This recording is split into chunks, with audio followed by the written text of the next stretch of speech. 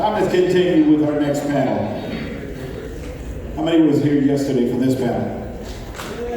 Oh, so we have a lot of newbies. Oh, this might be interesting. So today, this is his second day here, and let's just bring him on out, Mr. Rodger Bumpass, voice of SpongeBob. So a lot of you were not here yesterday?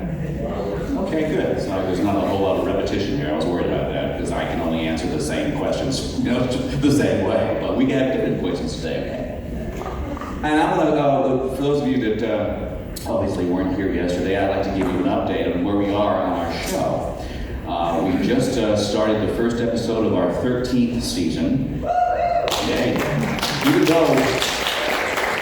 Even though we're celebrating 20 years, we've done 2 movies, so when you do that, you can't do the TV show, so there's always going to be a gap in that. And we are finishing up our 3rd movie, which will be out in 2020. It's a wonderful sponge. And we have a spin-off. I can't say much about that. It's called Camp Coral.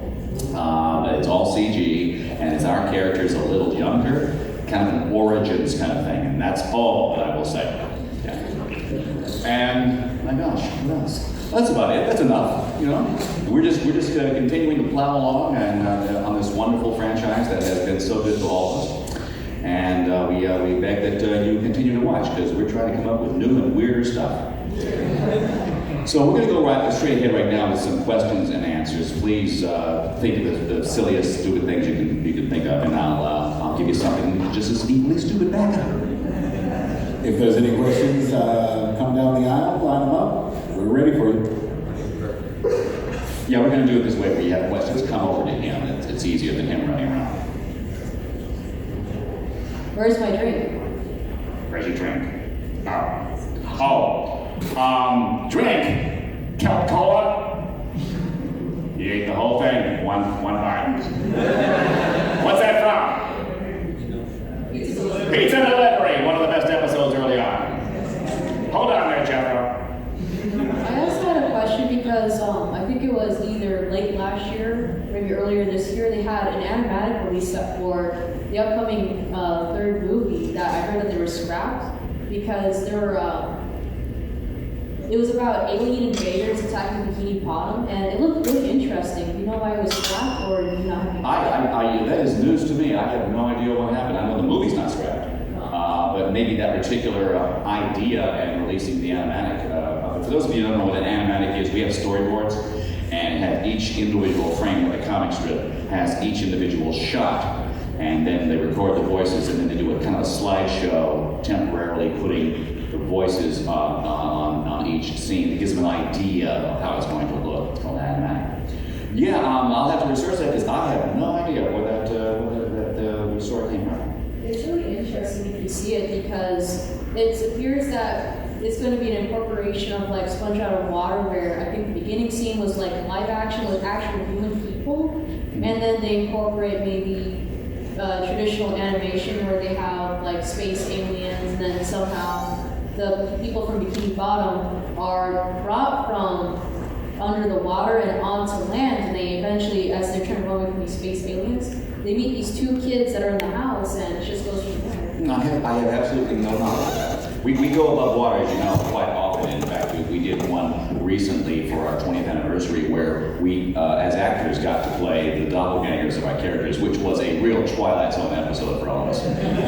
It was so much fun. I mean, we've been used to, for 20 years, being in the studio, listening to our fellow actors do these parts, but then you're on set, and you're in costume and makeup, and Patrick is standing in front of the counter going, and it was just, it was really, really weird, but fun. We're going to do more than that, too. We got some more scenes where we're doing live action stuff. Yes, I would like to say it's a pleasure to talk to Mr. Squidward Tortellini.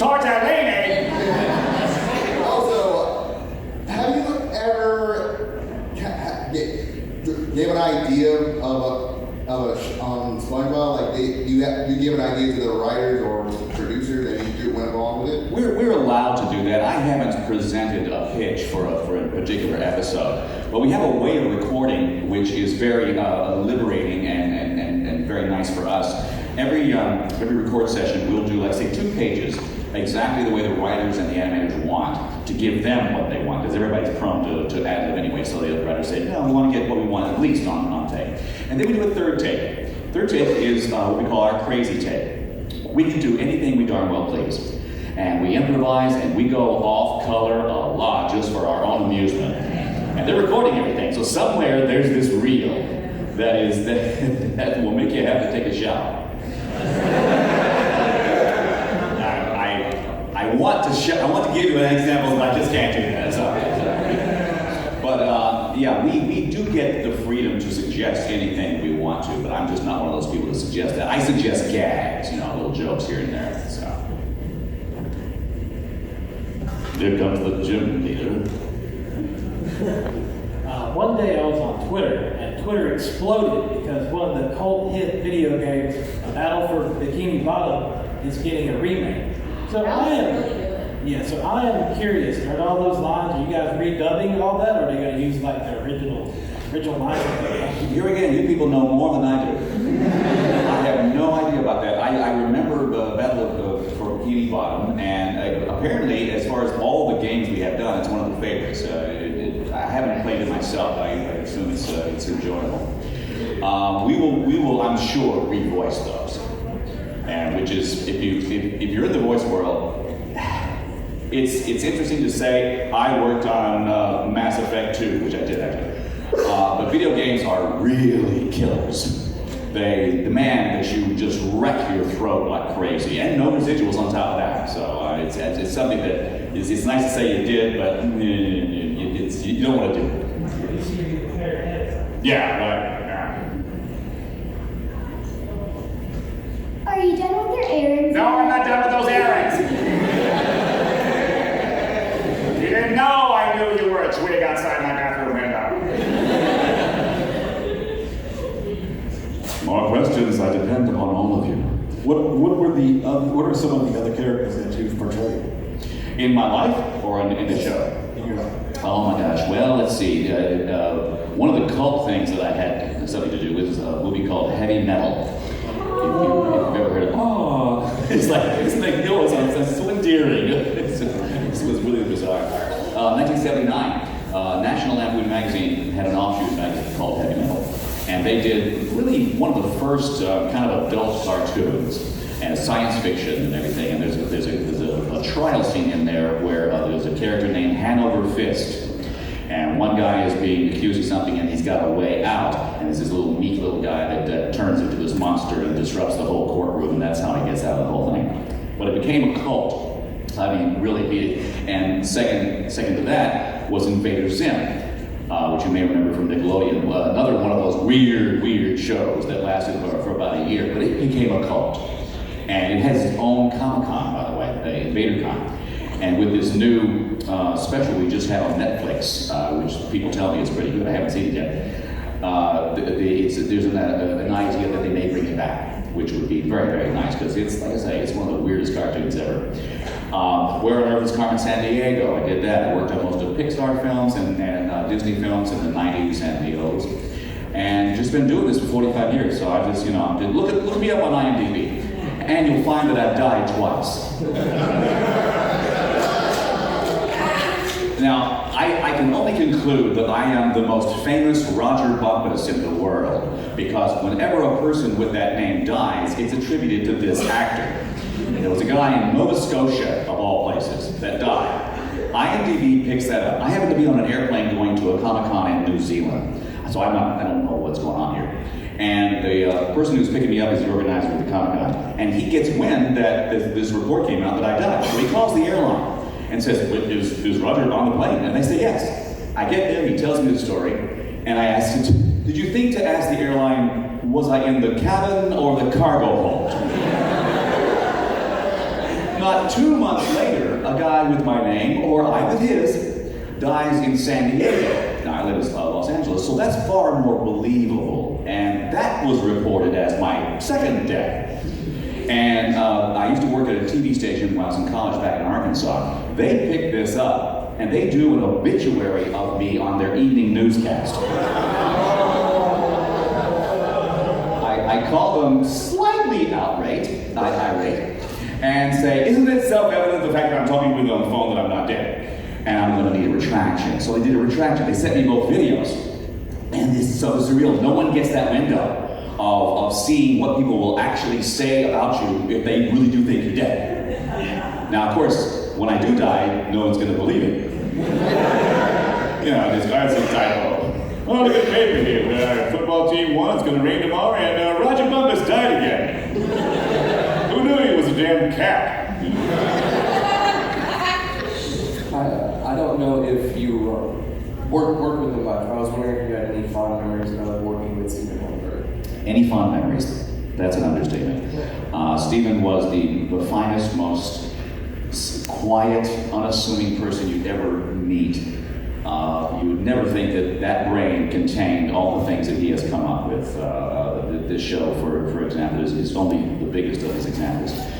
He was very easy to work with because he knew exactly what he wanted. He wouldn't browbeat you and everything, and just his quietness just drew you into his character. We all miss him greatly. He is a much beloved person. And we all miss the other two losses of our show, Ernest Borgnine, Murray Man, and Tim Conway.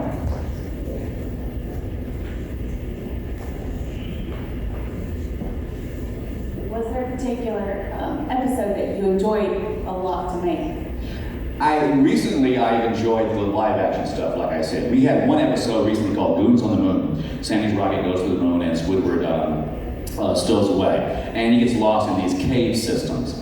And he sticks his head in a hole, and then he comes out in some other universe. And he does that 3 times. The 3rd time, he comes out in our real world on an animator's workstation at Nickelodeon. Well, I had the idea, I talked him into letting me be the animator. So he sticks his head through the screen, sees me, and screams. I see him, and I scream, and it's the exact same scream. So that was a fun thing to do. And of course, the live action thing we did with the doppelganger thing. In fact, we have something coming up where I wake up in real life and I'm surrounded by Sponge and Pat, the 2 actors, and just like it's happened many times in our show, I scream. So once they learned I can scream, they make me scream every darn episode. They have a special microphone for me, actually. Tom Kenny, the voice of SpongeBob, I believe. Do you guys banter like that in real life? Oh yeah. We do that all the time. Tom and I have a really good chemistry. When we work together, we go back and forth. It's very similar to, none of you were here at all, remember this, but there was a 50s TV show called The Honeymooners with Jackie Gleason. And he had a friend character called Art Carney, called Norton. And he was a goofy kind of guy, just like SpongeBob was. And he would do these things over and over again until Jackie Gleason's character could stand it no more, and he would explode. And that's the kind of interaction that SpongeBob and Tom and I have. So we enjoy it a great deal.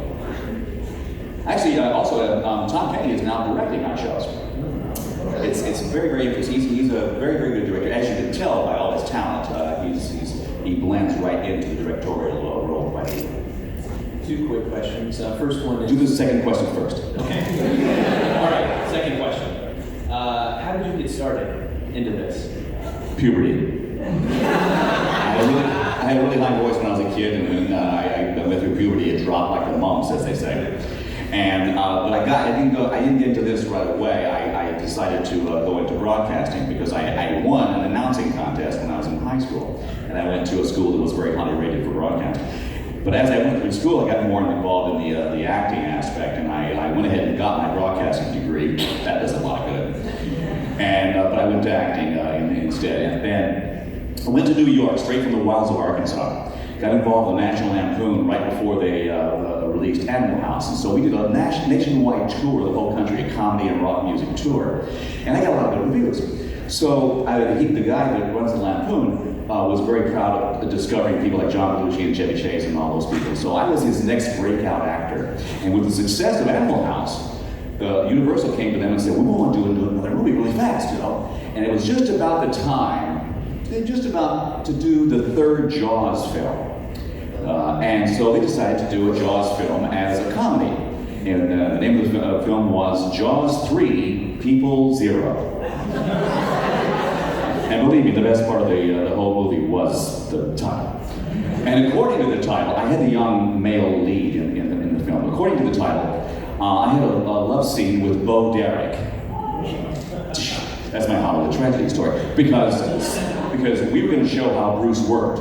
And Steven Spielberg came to Universal and said, nah, you're not going to mess up the fantasy of my movies. You better cancel this film or I'm walking. So what do you think they did? They canceled the film. As I said, that's my Hollywood tragedy story. So I walked down my agent's office and said, well, I can kind of do these voices and so send me out. So I started sending me out. And that's how I gravitated more into the comedy, the announcing, the promos kind of thing. And it became my bread and butter.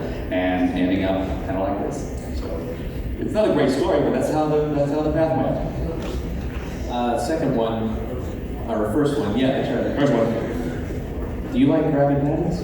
No. Yes. Yes, I do. No. Have you ever lost your voice filming? Many times. Many times. Fortunately, as I say, I scream a lot, and it's just one of those things that a register that I can do without wrecking my voice. But if I go, because we're prepared when you scream. If I scream here right now, I'm prepared and I set myself and everything, go from the diaphragm. But if I go to a ballpark and a guy hits a home run, and whatever comes out ruins my voice for about a week, because it's all spontaneous and it's not prepared. So yeah, there was an episode that was the hardest episode I've ever had to do, and I'm not particularly keen on how good the episode was, but it was the lemonade stand. It's a fairly recent one, you know, where they accidentally scare Squidward and he exudes his ink. Well, they have never done that, depicting him exuding his ink, because it just looked kind of naughty. But they figured a way to do it from his nose. Well, I had to get shocked, scream, and then make the sound, you know, over and over again, all the way through the episode. I was wrecked by the time I finished that. Didn't like it, and like I say, I'm not too keen on how good the show was. So yes, I have, many, many times. Who's your favorite cast member to work with them all? Me.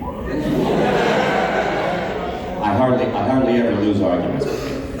Go ahead. What do you think of Ghost in Alabama? Who? What do you think of Ghost in Alabama? Oh, I love it.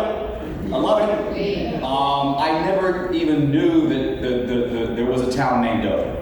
Never did. I for some reason, in all states of the Union, I have not had cause to come through Alabama very much. I've gone through Birmingham, but not that much. So I had to look it up. You know, peanut capital of the world, Circle City. Well, a few things. Yes, I do, and I do like Alabama prices. The gasoline is very good. It's half of what I pay. Okay, and in the places I've eaten, the prices are tremendous. I want to grab gasoline and food and put it in my suitcase when I go back. In the concession stand, it's $1 for a coffee. I paid $1 for a cup of coffee a minute ago and I went, I love Alabama!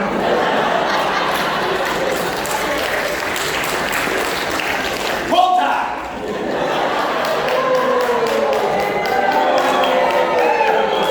Except for you people. What should I say? What should I say? There you go! If you say one, you gotta say the other. I got you. I understand. Diplomacy.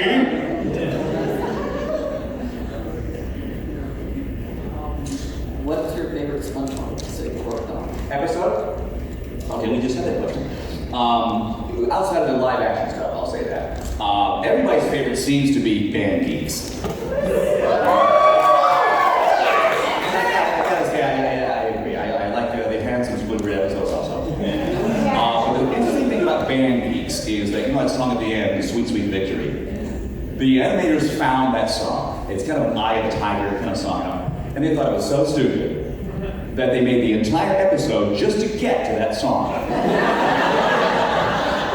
And of course, the episode has some of the more iconic moments, and there's mayonnaise and instrument kind of thing. People keep saying that, and I bet someone will here today. And my other favorite moment is right when they're going to go on stage, Squilliam comes on, and he's taunting him. He says, "Is that your band?" And they cut over to SpongeBob, and he's going. And they come back to me, and they say, "That's his eager face." And so, yeah, it's one of the people's favorite. Dying for Pie is one of my favorites, where Squidward accidentally gives what he thinks is a bomb-laden pie, and he has to go through the whole last day of SpongeBob giving him all his wishes. And that's another example of Tom and I working together one-on-one, and we all had great moments there. Shoot. Yeah, those are actually one of my favorites on the episodes. Two hours later. Yesterday was my daughter's best friend, Kayla Battle's birthday. Will you wish her happy birthday to? What's the name? Kayla. Happy birthday! Happy birthday! Happy birthday! Happy birthday! Happy birthday! Happy birthday! Happy birthday! It's not a birthday song. Happy birthday! Happy birthday to you!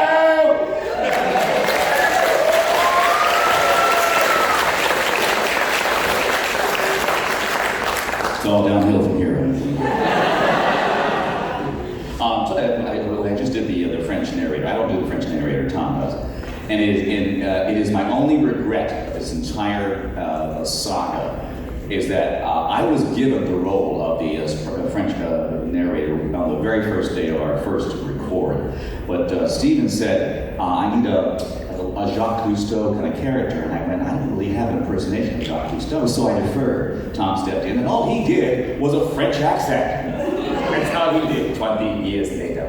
And so I could have done that easily, but I was too insecure about it. So I really do regret it because it's become one of the particular things that people know and recognize in the show. So said it. So I recently found out that you also did the voice for the Dr. Fish that all want to be in SpongeBob. Did you get that voice from Professor Membrane, or was that vice versa? No, it's not related actually. Dr. Gill, I believe his name. I'm sorry, Mr. Patrick, you're going to need to have some subs or whatever the lines were. It's a character I used to do in Dilbert, the boss, the pointy-haired boss. Many years ago, there was a campaign. They were selling something. I think it was Staples or whatever, and they had an animated version of a commercial for it. And I was that person. And he's always kind of a fun character to do because I don't know how many people want this. It was always maybe kind of off-key kind of thing. So it was a nice little character to do. But yeah, there's not really a relationship.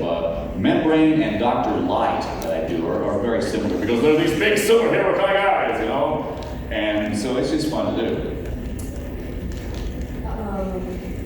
What's your favorite song from SpongeBob? Favorite song? Okay, there's an album that was put out called Best Day Ever. This was not done by Nickelodeon. This was done by Tom Kenny. He has a band, and he's very proficient in rock, and he sings, and he has a lot of connections in the music world. Brian Wilson from the Beach Boys produced one of our songs called Tidy Whities. And you can hear the cascading chorus of Beach Boys in this sort of thing. One of the last Ramones played guitar for us. And all the songs are totally all different genres. And they all are beautiful, really, really kick-ass songs. I highly encourage you to get Best Day Ever. My song is kind of a Broadway show song, a tango kind of thing called Superior. You know? And so I really got to belt that one out and chew the scenery, so to speak. So yeah, that's my favorite song. Superior, I'm so much better than you. It's the hash-slashing slasher. The hash-slitting slasher. The hash-bringing slasher. Yes, the hash-slitting slasher. That whole sequence is fun. I've not yet memorized his false pronunciations and my corrections, but it's all fun. No, it's for Rodger. How could you possibly have fun with one of those oversized hair dryers? What's that from? That would be from Squidville. Squidville! where everybody in the cast has to do a version of my character. And it was quite entertaining to watch. We all have to do each other's characters. If someone's not in a record session, for the animators to put things together in some rough sequence, they have to have someone say their lines, and then they come back in and bring the real actor in to put in the proper lines. So it's called scratching. And so we all have to scratch. I scratch Kraft, I scratch Patrick, not Sponge, because he's never not there. So we all are very good at doing this, and it's weird. When I have to do Patrick, it ruins my voice immediately. There's something about where he puts his voice compared to my mechanism here that I just can't do it. And the question was, there was a story you told yesterday about meeting Casey Kasem, and since I really love that story, and since there are a lot of people who haven't heard that story here today, could you tell the story about meeting Casey Kasem? I think you have me mixed up with somebody else, because I've never met Casey Kasem. Oh, that was Phil Lamar. It might be a different thing. Strangely enough, I did mention Casey Kasem yesterday, but it wasn't at a panel. There are certain large actors that are on tape and are famous for going on filthy, obscenity-laced tirades, and it says Shatner is one, Orson Welles, and Casey Kasem, unfortunately, is one of those also. So I'm not going to regale you with what they said. Shatner is famous for he was being directed by this young guy, and he said, "Don't direct me, it's Sickenstein." No, I'm not done with those errands! Wrong shirt. SpongeBob. Can you sing the campfire song and that sounding like Squidward? And that wasn't even in that song. But I feel like the episode really get to scream a lot. The sea bear just keeps me crap. What advice do you have to someone who wants to get started in voice acting? Don't. And I say that only because we don't want the competition. But I came across that a lot. The world has changed, folks. It used to be you had to be in a major city and have an agent and go to the auditions. Then technology has changed and the internet has changed things. So you can now audition with your iPhone in your closet in Iowa and not do the actual job. You have to go to a studio or something, or if you have an ISDN set up in your house. But there's a lot of non-union stuff, which is bad for us, us professionals, because there's a lot of people out there that have good voices and are good actors that just didn't choose acting as their profession. So now, for us, instead of auditioning against 15 or 20 people locally, we are auditioning against 100 people. So for us, it's not that advantageous, but for people trying to get into the business, there's avenues with streaming, with computer games, with YouTube videos, and whatnot. All these different sources of production and products are new avenues for all of you. Now, how to do it, the way I've always told people is the way we always had to do it. You make a demo reel. Reel is an acronym now. You make a demo tape or MP3, and no longer than 3 minutes. Do every single character you can think of. Imitate things. Imitate your family members. Have the most originality as you can. The main thing is your acting. Because all of us can do the broad strokes. We can do the big guys, we can do the little guys, and we can do everything in between. It's what you bring to it that's different that's going to get you that job. And I'll say this, if you have the knack and the urge to do it, throw your marbles out there. It doesn't cost you nearly as much money as it did us, because we had to make reel-to-reels copies over and over again, or cassettes or whatever. But nowadays it's just an MP3 file, it doesn't cost you a thing. Always pursue that dream to the extent that you're willing to. Now, it's not going to ruin your life if you don't do that, or if you don't succeed. But you'll always wonder in the back of your head, what could have been? And it'll annoy you for the rest of your life. But so in essence, follow your dream until you either succeed or said, I gave it all I can. Because there's no failure in that. The only failure is not trying. Okay? That's Freedom Talk number 37. Okay, I have two questions. Did you voice act from Professor Membrane and Invaders and Performance? What was the last one? Oh yes. In that, I forget the subtitle of that thing. Yes, I've been the only Professor Membrane. Oh, okay. Well, I only are you as excited for Beast Day as I am? Yes, of course. Cool. In fact, you're probably even more excited than I am. All right, any more? I love being on the stage here. I think this is a wonderful little place.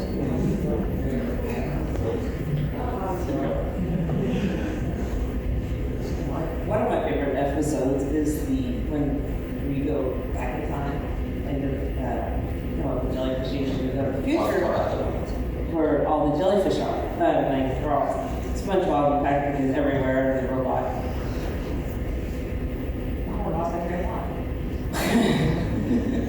Was that one hard to do since it was mainly just you doing the whole thing? No, it wasn't difficult. It's just a different assignment. It's like when we went back to prehistoric times and we were doing the cave versions of our stuff. You say, well, that's required. It's future. You want to be robotic. You want to be caveman. It's just another acting assignment, and we're all versatile enough that we can plug it in, and they're not particularly finicky about how to do things. So it's actually pretty easy. So at the end where you're on Squidward's on the floor going, future! Did you literally get on the floor and get into that and get it? Or how did you get the mindset to go do that whole future part? No, I didn't. But I'll tell you what, we don't stand stoically at a microphone and talk. We move, because you have to do physicality to get that particular sound out. And so we're really working hard behind the mics. And sometimes the script gets very wet. I don't really have a question, but I have a little warning. Wherever you do not scream like a chimpanzee in Dothan, or else you'll get attacked by a bunch of bears. For some reason, they hate chimpanzees for some reason. I know. I write that down. I have it on my wall in my car also, and then it's something it's kind of a creed that I have. You like Krabby Patties, don't you, Squidward? Isn't that a wonderful delivery of SpongeBob? You like Krabby Patties, don't you? And that look that the animators gave you with that jiggle, it always tickled. Switch notes for just a brief moment. I've had a lot of SpongeBob questions, but I want to ask you about your Dr. Light with on the Titans. How was the interaction there different? The difference, doing something a little more serious, but they still have, there's still a little bit of comedy. Dr. Light has had a little bit of that. Are you talking about the difference between the old version and the new version of Teen Titans? Yes. Yeah. Everybody that comes to my table and sees that I do Dr. Light always says that they prefer the old version because it was more of a standard superhero kind of thing. And that went away for the company, and they decided to just rebrand it, so they went totally the other way. Let's have it more two-dimensional, and let's have it more cartoon characters, and make them silly and have comedy. Now, that show has lasted longer than the old version of it, so it must have something going for it. And they have a feature, which they didn't ask me to be a part of. Yeah, no venom here, though. It's a little bit different. I'm glad you got your cane back. You left it at my table over there. I did, thank you. When you were first told about the character of Squidward, what was your first reaction to it? I wish I had a wonderful Hollywood story for you on that, but it was just another audition. Back then, you go to your agent's office and they have a little recording facility there. You look at the copy, you say, okay, well, he may sound like this, so you do the read. I got the part, we did the pilot, they gave me a copy, I took it home to my family, I played it for them, and they all fell asleep. and I thought, okay, well, it's just another cartoon. 2 years later, just about 2 years later, I was on the street and I had casually mentioned that I worked on this project. And the person said, wow, their eyes got big as saucers, and they said, wow, you guys are so hip. And I didn't even know that people knew the word hip anymore. And so I knew we were kind of on to something then, and we became the modern version of Looney Tunes. Both are 11-minute cartoons, they're shorts, and little kids get something from it. Teenagers get something from it, different jokes, and then adults get something from it also. It's like a parable that different people from different backgrounds get different things.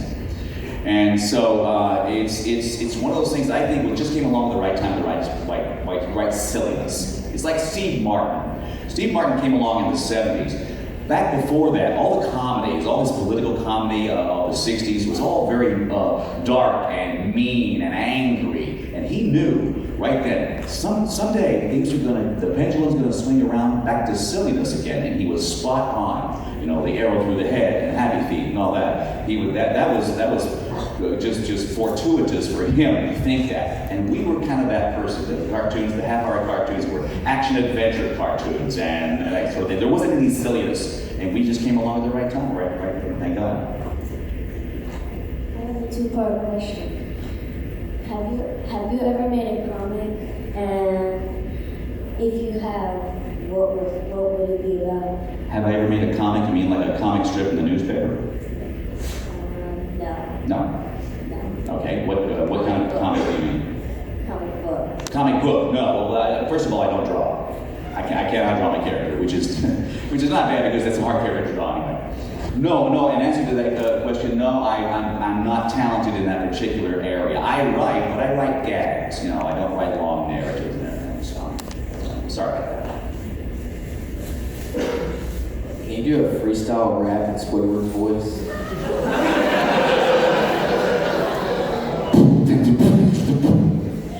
Working at the crab trying to feed a hungry mob. Eugene don't pay me diddly, so I'm sleeping on the job. The customers annoy me and I know they always will, but they can't hold a candle to the moron at the grill.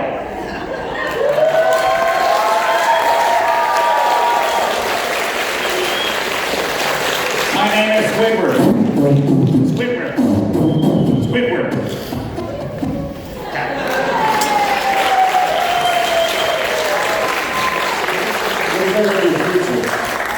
What is there in your future? My future? Coffee. And a little bit of tequila. Like I said, I gave you the deal when I first started that this is our future here. We're still making the show, thank God. And you people are still watching it, thank God. And you're coming to panels like this, thank you very much. And it's the thing that really is the gratifying point for us, because we don't have audiences. We don't get to stand on a stage and do comedy and have an instant reaction.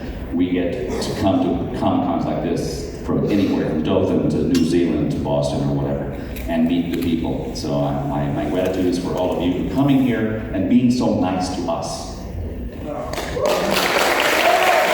Ladies and gentlemen, this is Rodger Bumpass.